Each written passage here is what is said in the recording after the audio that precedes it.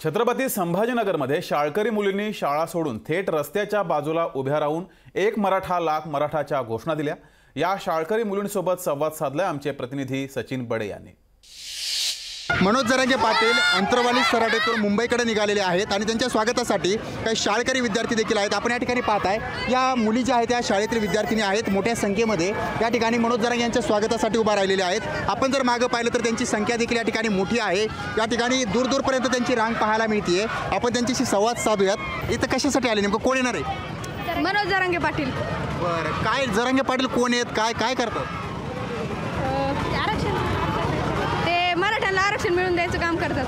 बरं, लढाई जोरदार चालू आहे त्यांची? हो। बरं, किती तुझं नाव काय बाळा? कल्याणी संजय गाडे। बरं, जरांगे पाटील येत आहेत, त्यांच्या स्वागतासाठी थांबलात का तुम्ही? हो। बरं, काय करतात जरांगे पाटील, कोण आहेत नेमकं ते? ते आरक्षणासाठी लढतात मराठ्यांसाठी। बरं, ते लढाई करतात, चांगले का वाईट आहे? चांगले।